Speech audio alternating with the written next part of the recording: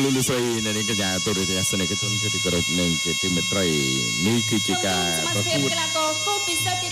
គូពិសេសទី5ចុងក្រោយសម្រាប់សប្តាហ៍នេះរវាងកីឡាករសិទ្ធសុធនមកពីក្លឹប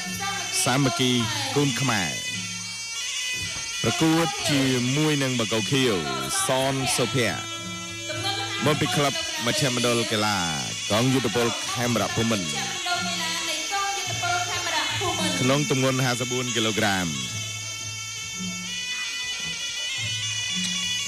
ឥឡូវនេះបាទសូមអរលោកលោកស្រីអ្នកនាងកញ្ញាទូរទស្សនិកជនតាមដានទស្សនានៃការរំលឹកគុណគ្រូរវាងកីឡាករទាំងពីរ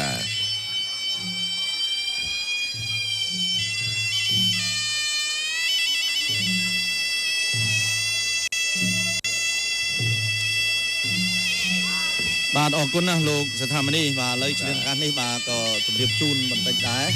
បាទសម្រាប់លទ្ធផលនៅក្នុងការប្រកួតបាទវិលជុំបាទចុងក្រោយក្នុងការប្រកួតជុំទី2នេះបាទឥឡូវនេះយើងជ្រើសបានកីឡាករដែលជាប់លំដាប់ពីលេខ1ដល់លេខ4ហើយក៏ប៉ុន្តែបាទយើងទៅប្រកួតប្រាច់ព្រាត់នៅថ្ងៃទី28បាទខែឧសភានេះតែម្ដងបាទទុកឱកាសឲ្យកីឡាករយើងបានសម្រាប់2សប្តាហ៍បាទអញ្ចឹងសម្រាប់បាទលទ្ធផលនៅក្នុងការប្រកួតនេះបាទគឺគង់សម្បូរគេឈរនៅលំដាប់លេខរៀងទី1បាទហើយបាទថ្ងៃរដ្ឋាគឺបាទគេឈរនៅលំដាប់លេខរៀងទី2បាទមនប្រមាញឈរនៅលំដាប់លេខរៀងទី3បាទហើយវែងសុភ័ក្រឈរនៅលំដាប់លេខរៀងទី4ចក្រមត្រៀមអញ្ចឹងអ្នកលេខ1ជួបនឹងលេខ2បាទនេះគ្រាន់តែជាការប្រកាសជូនបដោះអាសន្នទេបាទខ្ញុំបាននឹងធ្វើការបូកបន្ទុកបន្តទៀតសិនដើម្បីធ្វើការបញ្ជាក់បន្ថែមព្រោះថាជួនកាលទៅបូកមិនទាន់ច្បាស់ដល់ប្រកាសជូនទៅស្រាប់តែបាទគង់សម្បូរលេខ1ហើយមនប្រមាញនៅលេខ2អីក៏ថាបានដែរអញ្ចឹងសូមឲ្យបាទរងចាំនៅការប្រកាសជូននៅលទ្ធផលបូកសរុបបន្ទុកបាទជាបន្តទៀតសិនបាទនេះគ្រាន់តែការប្រកាសបដោះអាសន្នទេ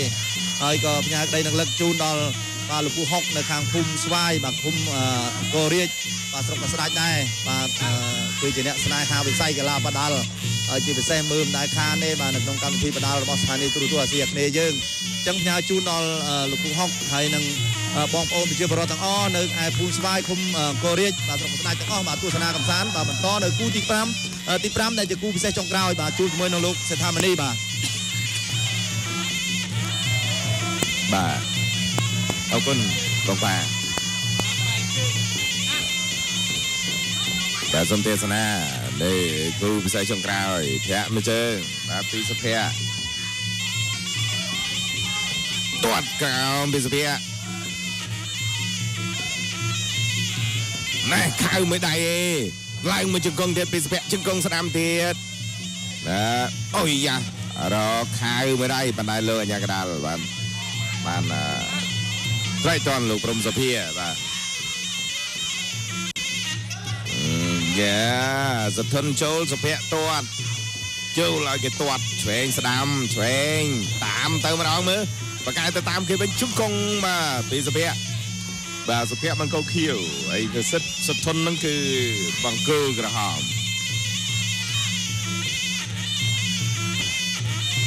យ៉ាមកជើងស្ដាំ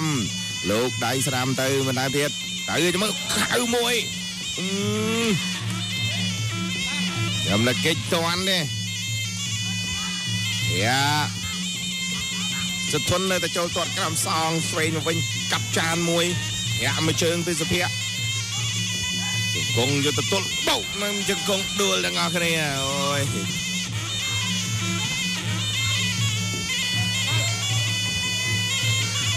ទាត់កាប់ចាននេះអានេះវត្តកន្ទុយបណ្ដាវត្តកន្ទុយត្រូវពងខ្លួនឯងគេថាចំកន្លែងប្រដាប់ការពារប្រដាប់អូយហើយល្មិចហើយបានកាំងសុធននោះល្មិចកន្ទុយនេះមិនទៅចំផ្លោកបាទលើតែប្លាប់បាទមើលទៅរួចអត់អូយងាយទេណា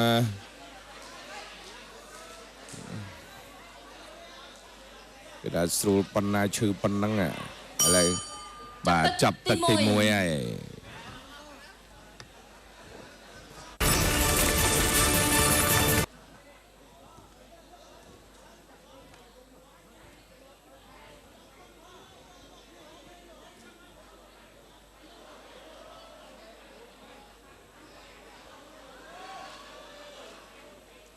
បាទលោកលោកស្រីប្រិមត្តទូរទស្សនិកជនបាទទស្សនានៅរូបភាពបាទយឺតបណ្ដាហើយខ្ញុំបាទក៏សូមជម្រាបជូននៅលទ្ធផលជាផ្លូវការតែម្ដងបាទមិននេះគ្រាន់តែប្រកាសជូនលេងទេបាទគ្រាន់បងប្អូនបានជ្រាបខ្លះឥឡូវនេះប្រកាសជូនជាផ្លូវការតែម្ដងបាទសម្រាប់កីឡាករទាំង4រូបនៅក្នុងការប្រកួតបញ្ចប់វិលជុំទី2នេះបាទអ្នកដែលឈរនៅលំដាប់នាំមុខគេនៅក្នុងការប្រកួតបញ្ចប់វិលជុំទី2បាទគឺគង់សម្បូរបាទមានពិន្ទុបាទស្មើជាមួយនឹងបាទកីឡាករបាទថ្ងៃរដ្ឋាបាទន័យថា7ពិន្ទុដូចគ្នាក៏ប៉ុន្តែគង់សម្បូរបានឈរនៅលំដាប់លេខរៀងទី1បាទហើយថ្ងៃរដ្ឋានៅឈរលំដាប់លេខរៀងទី2ចំណែកឯវេងសុភ័ក្រយើងគិតថានៅលំដាប់លេខរៀងចុងក្រោយគេឥឡូវនេះបានឡើងមកនៅលេខរៀងទី3បាទមនប្រមាណតែធ្លាក់នៅលំដាប់លេខរៀងចុងក្រោយគេបានន័យថាលេខរៀងទី4បាទអញ្ចឹងវេងសុភ័ក្របាទប៉ះជាមួយនឹងមនប្រមាញបាទយកចំណាត់ថ្នាក់លេខ3ហើយគង់សម្បូរប៉ះជាមួយនឹងកីឡាករង៉ែតរដ្ឋាយកចំណាត់ថ្នាក់ជើងឯកហើយការប្រកួតផ្ដាច់ព្រាត់នេះបាទធ្វើឡើងនៅថ្ងៃទី28ខែឧសភាឆ្នាំ2016ខាងមុខបានន័យថាទុកឱកាសឲ្យបាទកីឡាកររបស់យើងបានសម្រាប់2សប្តាហ៍ជាប់គ្នាតែម្ដងបាទឥឡូវនេះបាទសូមជួបជាមួយនឹងលោកសេដ្ឋាមនីបាទបន្តទៀតនៅក្នុងការធ្វើអត្ថាធិប្បាយគូចុងក្រោយអរគុណបាទឥឡូវនេះបាទងើបពីចុកអ៊ុលណែនអោរ៉ាបាទខ្លាខ្លំយ៉ាងមុនទៀតបាទលុញបន្តិចទៅបាទជង្គង់ពីក្រោយបាទលើអាញាកដាលបាទញើសចេញហាមវាយពីក្រោយអីយ៉ាអូយគេហៅថាបាទទឹកលោហិតកំពុងតែហូរពេញផ្ទៃមុខសធនទៅហើយមកទៀតអោទៀតដួលទៀតគេហៅថាចេញប្រាញ់ជូតបដាអីបដាក្នុងនាមជាកីឡាករត្រូវទៅចូលវាយសងវិញមិនដៃវាកែងមកបាទលើអាញាកដាលបាទបំបាយចេញលោកព្រំសុភាកាន់ទៅចូលកាន់ទៅត្រូវអានាងព្រោះតែខឹងប៉ុណ្ណាគេថាវាយកុំតាមកំហឹងអូបាទលើអាញាកដាលចាប់ហើយនៅតែទាញចង់ចូលទៀតមិនទាន់ឲ្យត្រាក់មួយជើងចំក្រាលមកណែរូបកែងបាត់កែងមកជង្គង់បាទពីសធនកាប់ចានមួយនេះវត្តកន្ទុយរឿងវត្តកន្ទុយនេះអំបញ្ញមិញនេះគឺយ៉ាប់គេថាកលៃតែវត្តមកកន្ទុយនៅឆ្ងាយពេកណាស្ដាំវែងស្ដាំចូលវាយទៅហ្មងវត្តមកជើងឆ្វេងហើយញ៉ាជូនបងមហាមេឃបងឥឡូវនៅណាទៅវាលជាមកពីក្នុងព្រៃភ្នំវិញនៅបាទឡើងទៅតាំងសមាធិនៅព្រៃភ្នំបាទធាក់មកជើងអូយទៅមកលើតែផ្លាប់មកជើងទៀតចូលមកនៅមកកាប់ងឿនមួយបាទអត់ទៅអត់បញ្ញាទាត់ទៅមកនេះមើលដៃឆ្វេងស្ដាំនេះបុកកែងមួយវាក់ដាក់មួយជង្គង់ទៀតអើយលើយ៉ាងណាញ៉ែចេញគេហៅថាកោសៅថាជុលហើយបាត់បោកអូយលើតែក្តាំងហើយអូយយ៉ាអូយឡើងវិញអត់បញ្ញាទេមកទៀតធ្លាក់ទៀតមកអោបកាច់គ្រាកបុកកែងសងវិញនេះគៀកកែងមកហៅថាកែងបកបាទវត្តអោបជើងជាប់នៅតែវាយទៀតចាប់ទឹកទី2ប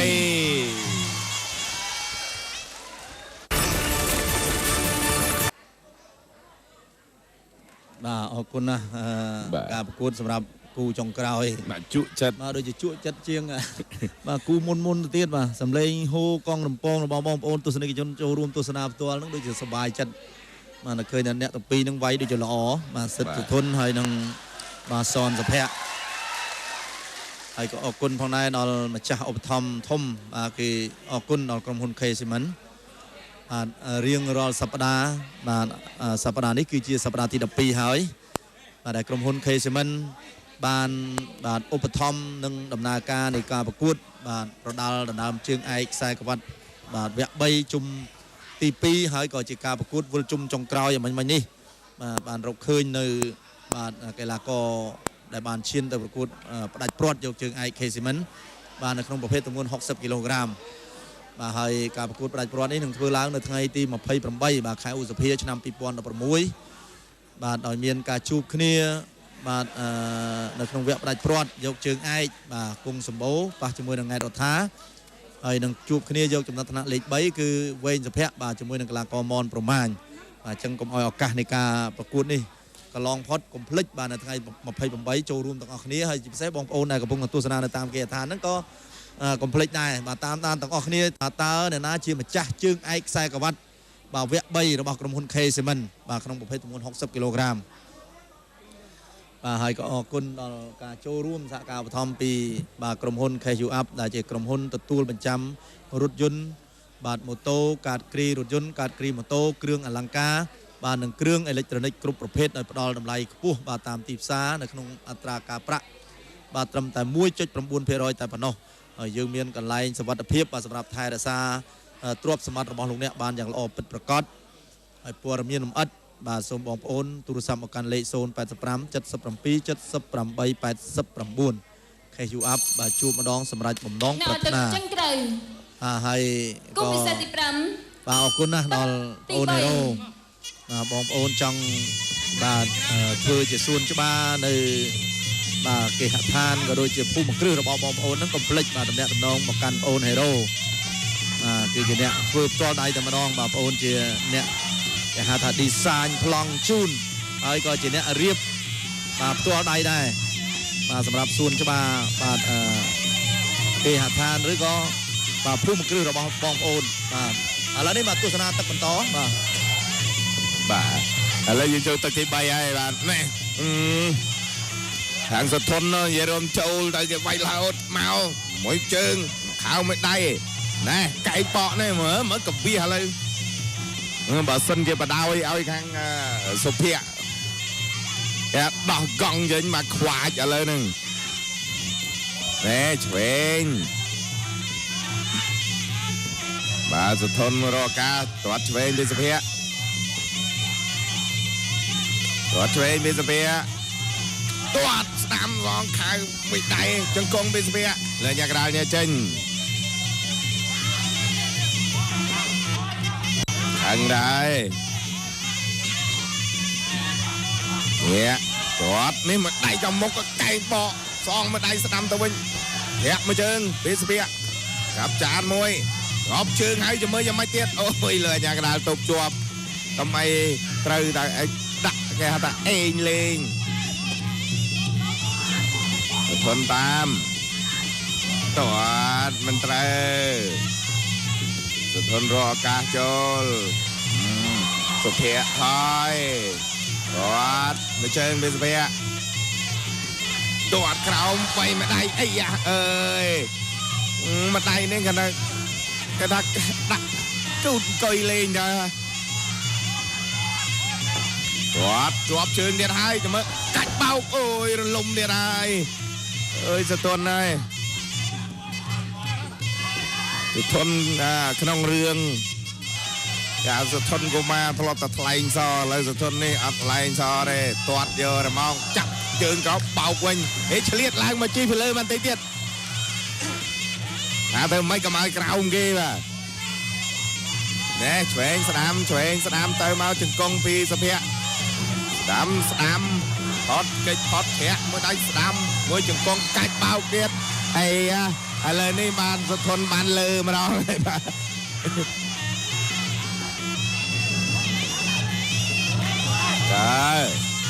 ាក់មួយជើងទាត់ក្រោមកែងបកបណ្ដៃមិនត្រូវកាច់បោកអូយបាត់កងញាប់ឥឡូវហើយចាប់ទឹកទី3ផ្ញើជូនដល់ផលវងកំពុងទេសនាបាទ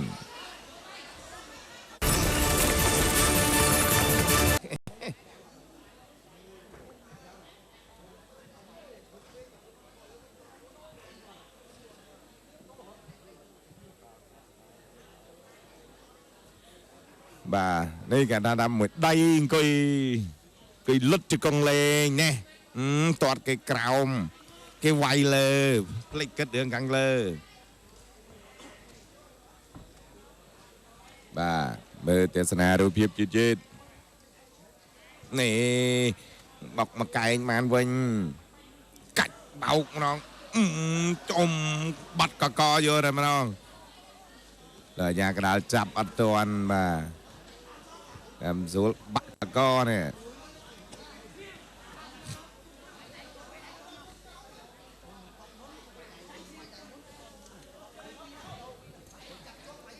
bà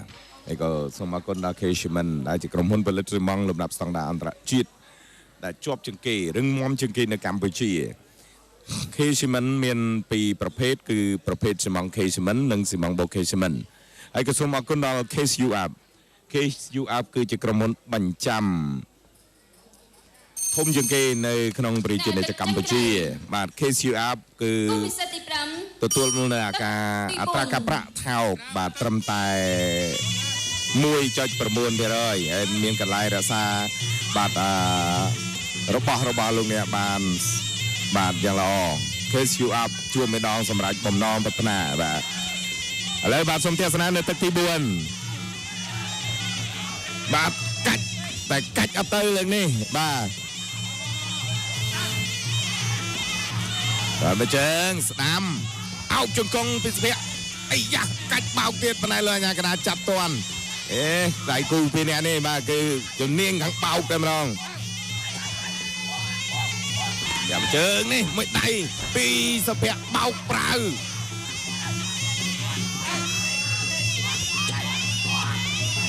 ấy da cặp tràn nguyên trăng ơi đua luôn anh cái này ăn không chạy cái đi bà đã giật thân để cho ấy da chờ lo thẹn bây giờ chóp chưa ngay bọc cày tới cho môi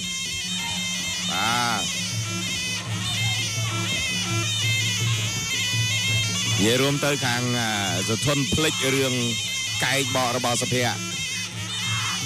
tám mũi tay trong ấy rồi coi lên ê nó khăng lại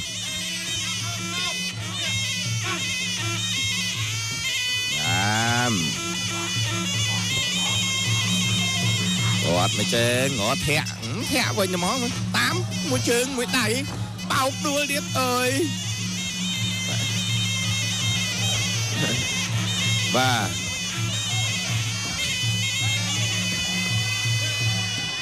rồi lẹ rau mai bà cứ kháng bà đạp cà phê bà đạp bà cứ tới tròn lòng vinh mà em chẳng ngạt bà này kêu thân ạ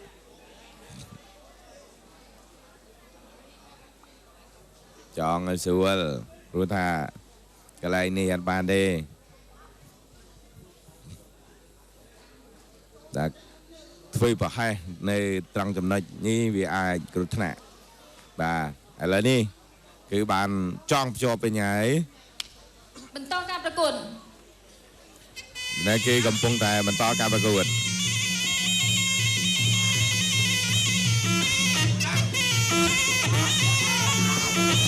còn bây giờ anh Svein quạt nó cắt tràn nuôi Svein Sam ấy da ôi sao phẹ mày ai thằng bên này hai tự thẹ đâu mau ôi chăm bà đạp cà phê bà đạp với hai ôi ở đấy chậpตึกตีบุญนายvàสมรวงจำเทศนาตึกประดายประวัติ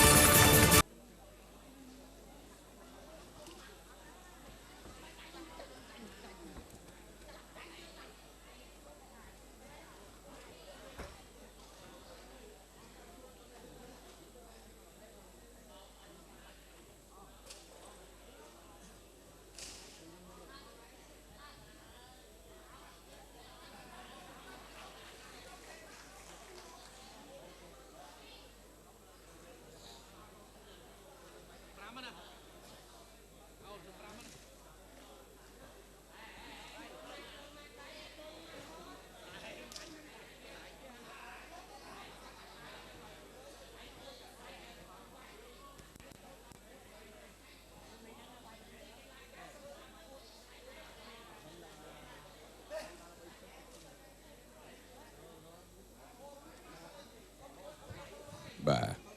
ហើយយើងឃើញថាទឹកទី5បានមកដល់វិញហើយសម្រាប់កីឡាករទាំងពីរគឺកីឡាករសិទ្ធសុធននិងកីឡាករសនសុភ័ក្រនៅឲ្យទឹកចាញ់ក្រោយសូមអរគុណដល់ក្រុមហ៊ុន Cashman ដែលរឹងមាំកងវងយូរអង្វែងកុំភ្លេច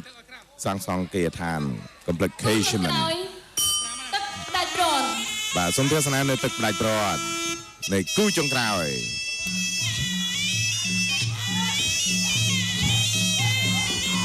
អត់ជើងឆ្វេងគាត់ស្ដាំដល់ទៅវិញនេះដរិចទៅមកអីយ៉ាអូលុតអូយល្មិចហើយខាងសុភ័ក្រតាមនេះឆ្វេងតាក់ជើងអូយមួយជើងទៀត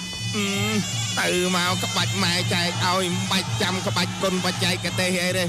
វាយយកមកឈ្នះដៃធាក់ដោយកាល់មើគោអញ្ចឹងបាទតែគេថាខ្វៀលគោសុកឈូកនឹងគេមើគោបាទតាមពិតពាក្យត្រូវគឺខ្វៀលគោបាទតែដោយសារតាមតំបន់ធាក់មួយជើងចង់កដាលមុខអីយ៉ាឆ្វេងស្ដាំមកអោបលោកព្រំសុភាញែក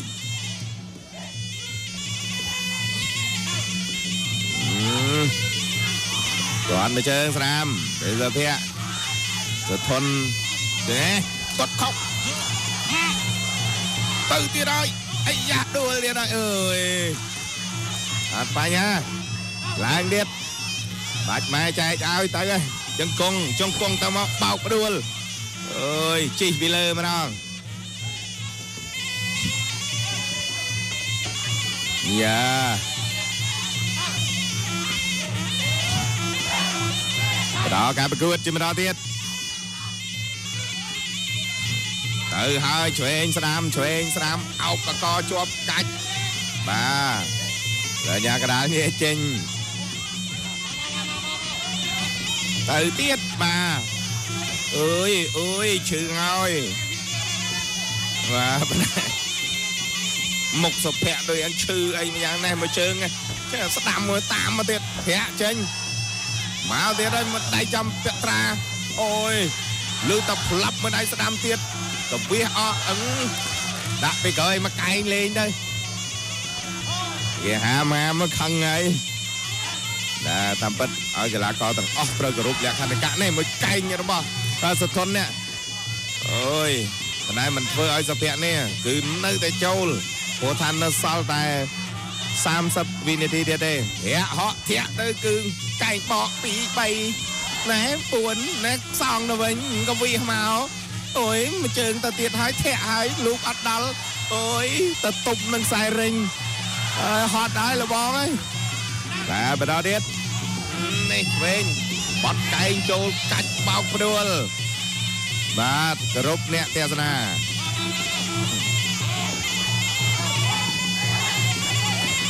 ជាប់ជើងហើយមើលយ៉ាងម៉េចរុញផ្ដួលអីអើយហើយមួយជើងទៀតចាប់ទឹកទី5បាទនេះគឺជាគូពិសេសមែនបាទពិសេសចុងក្រោយ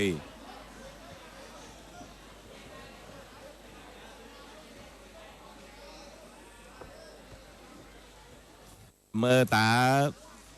សិទ្ធសុធនឬក៏សនសុភ័ក្រដែលជាអ្នកទទួលជ័យជំនះបាទ